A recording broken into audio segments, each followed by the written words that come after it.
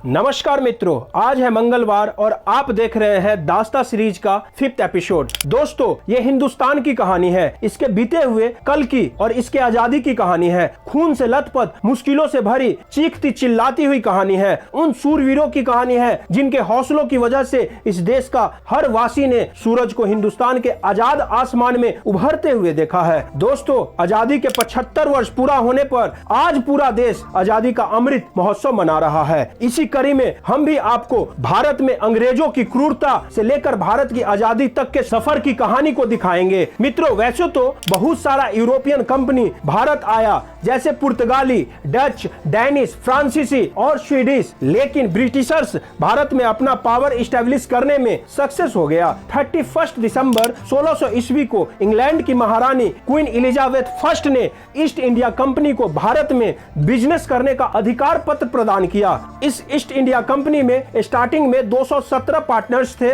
और इसका first governor Thomas Smith था। ये सभी रेड ड्रैगन जहाज से भारत आए थे। अप्रैल 1609 में कैप्टन हॉकिंस जहांगीर के दरबार में कुछ व्यापारिक छूट के लिए गया, लेकिन असफल रहा। 1615 में सर थॉमस रो कुछ व्यापारिक छूट लेने में सफल हुआ। अंग्रेजों ने भारत में 1611 में मसूलीपट्टनम में पहला कारखाना खोला और फिर 1613 में सूरत में। फिर ब्रिटिशर्स भारत में अपना एग्जिस्टेंस बनाए रखने के लिए सभी दूसरे यूरोपियन कंट्रीज से लड़ाई लड़ा और उसको भारत छोड़ने पर मजबूर कर दिया। अब अंग्रेज आजाद था, कोई इसको रोकने वाला नहीं था, लेकिन शायद इसे उसकी भूल थी। बंगाल के नवाब सिराज उद दौला ने अंग्रेजों के नीति को समझ गया और उसके सभी एक्टिविटीज को रोकने का ऑर्डर दिया, जिसे सुनकर अंग्रेजों के सेनापति रॉबर्ट क्लाइव बौखला गया और सिराज उद दौला के सेनापति मीर जाफर के साथ मिलकर नवाब के अगेंस्ट साजिश रच दिया। 23 जून 1757 को नवाब और रॉबर्ट क्लाइव के बीच बैटल ऑफ प्लासी हुई, लेकिन मीर जाफर की गद्दारी के कारण नवाब की विशाल सेना क्लाइव की छोटी सेना के सामने घुटने टेक दिया। फिर से ब्रिटिशर्स के मार्ग का बाधक बनने वाला शासक हैदर अली और उसका बेटा टीपू सुल्तान हुआ, लेकिन इन सभी को हराते हुए अंग्रेज अपने मार्ग में आगे बढ़ते रहा। 1856 में अंग्रेजों ने ब्राउन बेस राइफल को रिप्लेस करके इनफील्ड राइफल लाया। इस राइफल के लिए जो कारतूस बनता था उसे राइफल में फिल करने से पहले मुंह से खोलना पड़ता था और यही कारतूस 1857 की क्रांति का मेन रीजन बना। 29 मार्च 1857 को 34th BNI Bengal native infantry का एक सैनिक मंगल पांडे ने कारतूस को दांत से काटने से मना कर दिया, क्योंकि सैनिक को कहीं से पता लगा था कि कारतूस गाय और सुअर की चर्बी से बनाया जाता है। और मंगल पांडे ने ऑर्डर करने वाले ऑफिसर्स के ऊपर गोली चला दी और फिर खुद को अंग्रेजों को चुंगल से बचाने के लिए गोली मारी, लेकिन अंग्रेजों ने उन्हें अरेस्ट कर जिंदा बचा लिया। 8 अप्रैल 1857 को इन्हें फांसी दे दी गई। और फिर क्या था, 10 मई 1857 के दिन मेरठ के 20 NI के सोल्जर्स ने युद्ध की शुरुआत कर दी। दिल्ली से बहादुर शाह जफर, कानपुर से नाना साहब, लखनऊ से बेगम हजरत महल, इलाहाबाद से लियाकत अली, बरेली से खान बहादुर खान, फैजाबाद से मौलवी अहमद उल्लाल, फतेहपुर से अजीमुल्लाह, जगदीशपुर बिहार से बाबू वीर कुंवर सिंह, झांसी से महारानी लक्ष्मीबाई ने इस क्रांति का बागडोर संभाला। कुंवर सिंह और लक्ष्मीबाई के नाम से फिरंगी थर थर कांपते थे। ह्यूग्रोज की दिली इच्छा थी कि वो अपने हाथों से लक्ष्मीबाई को मारे, लेकिन ये नहीं हो सका और उनके वीरता से प्रभावित होकर लक्ष्मीबाई को अकेली मर्द बोला। यदि मंगल पांडे के बारे में और 1857 की क्रांति के बारे में डिटेल जानकारी चाहते हैं तो हमारे इस वीडियो को देखें। इस समय भारत में गवर्नर जनरल लॉर्ड कैनिंग था और इंग्लैंड के प्राइम मिनिस्टर पाम्पस्टन था। अंग्रेज इस क्रांति से बौखला गया और बहुत सारे एडमिनिस्ट्रेटिव चेंजेस किया और फिर गवर्नमेंट ऑफ इंडिया एक्ट 1858 के द्वारा 2 अगस्त 1858 को इंग्लिश ईस्ट इंडिया कंपनी का पावर ट्रांसफर होकर ब्रिटिश क्राउन के हाथों में चला गया। लेकिन अब क्या, जब चिड़िया चुक गई खेत। भारतीयों में राष्ट्र के लिए प्रेम दिखने लगा था और सबों के अंदर अंग्रेजों के अगेंस्ट गुस्सा भरने लगा। फिर अंग्रेजों ने दूसरी चाल चली और 20 जुलाई 1905 को बंगाल विभाजन का निर्णय लिया, क्योंकि उन दिनों बंगाल की आबादी सबसे अधिक थी और लोग यूनाइट हो गए थे। लोगों ने इसके अगेंस्ट 16 अक्टूबर को पूरे बंगाल में शोक दिवस मनाया और स्वदेशी मूवमेंट चलाए गए। साथ ही लोगों ने बंगाल एक है, डिवीजन नहीं चाहिए के नारे लगाए। स्वदेशी मूवमेंट चलाने के तरीके से बहुत लोग खुश नहीं थे और कांग्रेस दो गुट में बट गया, नरम दल और गरम दल। नरम दल के लोग वे थे जो मांगने में बिलीव करते थे, जबकि गरम दल वाले अपने हक के लिए छीनने और लड़ने में बिलीव करते थे। इंडियन नेशनल कांग्रेस की स्थापना 28 दिसंबर 1885 को हुई थी। गरम दल के नेता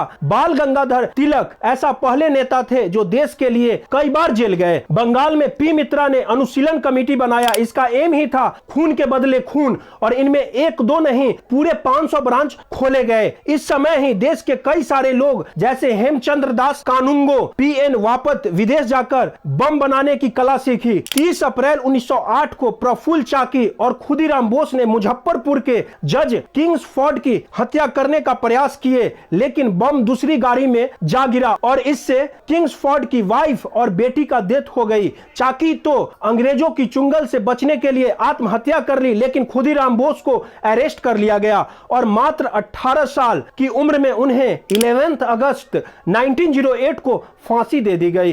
खुदीराम बोस उस उम्र में भी फांसी के तख्ते पर गीता लेकर गए थे। फिर 1 जुलाई 1909 को मदन लाल धिंगरा ने करजन व्याली की हत्या कर दी और मात्र 1.5 महीने के बाद 16 अगस्त 1909 को उन्हें फांसी पर लटका दिया गया। एडमिनिस्ट्रेटिव कंट्रोल बिगड़ते देख 1911 में भारत की राजधानी को कलकत्ता से दिल्ली ट्रांसफर करने का घोषणा की गई और 1912 में दिल्ली भारत की राजधानी बन गई। इससे नाराज लोगों ने 23 दिसंबर 1912 को दिल्ली में वायसराय हार्डिंग पर बम फेंका और फिर इसके लिए 13 लोग अरेस्ट किए गए, जिसमें से कई लोगों को फांसी पर लटका दिया गया। 1 नवंबर 1913 को लाला हरदयाल ने गदर पार्टी की स्थापना की और पेपर छापना शुरू किया। इसके पहले पेज पर लिखा होता था अंग्रेजी राज का कच्चा चिट्ठा। बाल गंगाधर तिलक ने 28 अप्रैल 1916 को पूना में स्वशासन प्राप्ति के लिए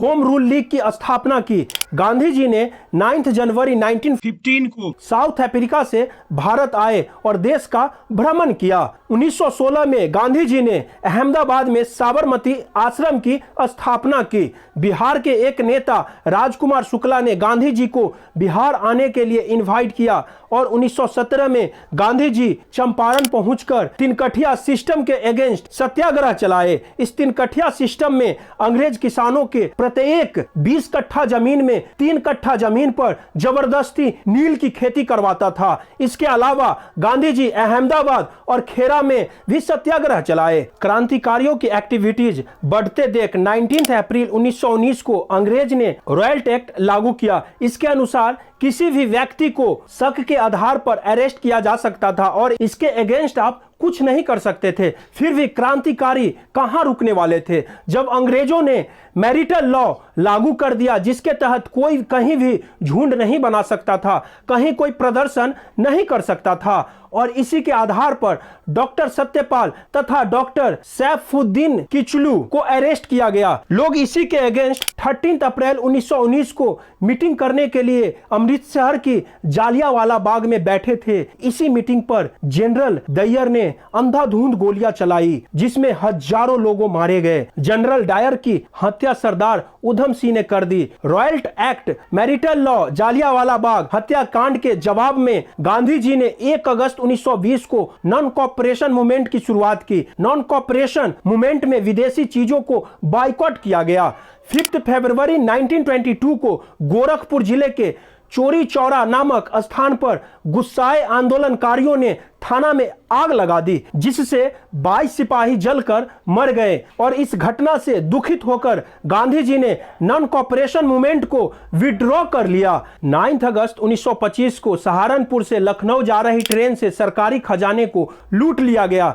यह आइडिया राम प्रसाद बिस्मिल जी और उनके कुछ सहयोगियों का था। इस एक्शन में शामिल लगभग लोगों को फांसी पर लटका दिया गया। मैं अंग्रेजी राज्य के पतन की इच्छा रखता हूं कहते हुए राम प्रसाद बिस्मिल फांसी पर लटक गए। 3 फरवरी 1928 को सिमोन कमीशन भारत आया। इसका एम भारत के सिस्टम में बदलाव करना था। इसे व्हाइट मैन कमीशन भी कहा गया क्योंकि इसमें एक भी इंडियन मेंबर नहीं थे। इसीलिए इंडियन ने इसका विरोध किया और सिमोन गो बैक के नारे लगाए। 13 अक्टूबर 1928 को लाहौर में सिमोन कमीशन के अगेंस्ट प्रदर्शन करते समय सैंडर्स ने लाला लाजपत राय के माथे पर 14 लाठी मारी, जिससे उनकी डेथ ऑन स्पॉट हो गई। 17 दिसंबर 1928 को भगत सिंह ने सैंडर्स को गोली मारकर हत्या कर दी। 31 दिसंबर 1929 को लाहौर में रावी नदी के किनारे तिरंगा फहराया गया। 12 मार्च 1930 को गांधी जी ने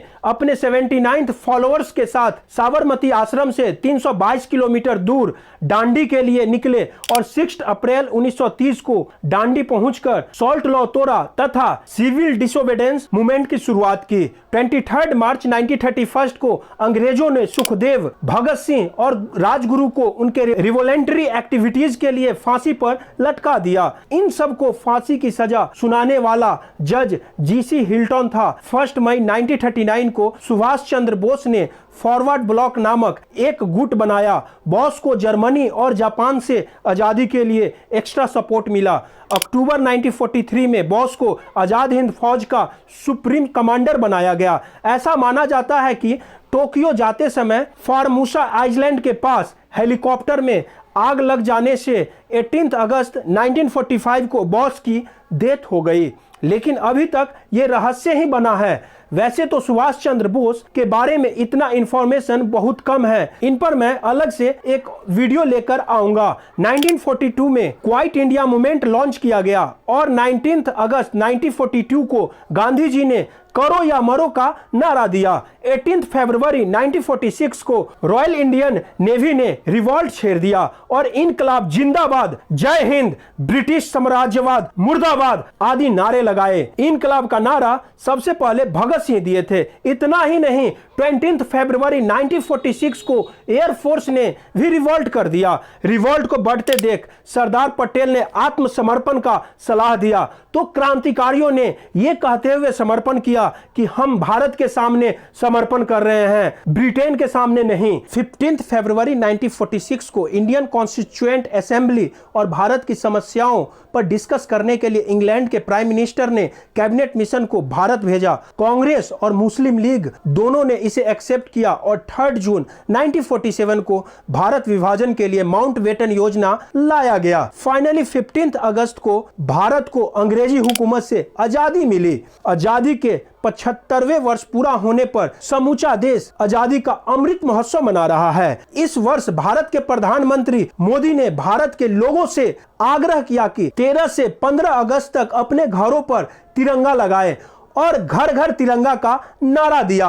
साथ ही उन्होंने यह भी रिक्वेस्ट किया कि लोग अपने प्रोफाइल पिक्चर में तिरंगा का पिक लगाएं। इस वर्ष में और क्या खास हुआ है उसके लिए मैं अलग से वीडियो लेकर आऊंगा। दोस्तों, यदि आपको हमारा ये वीडियो इंफॉर्मेटिव लगा हो तो चैनल को सब्सक्राइब करें और हमारे दास्ता सीरीज से जुड़ जाएं।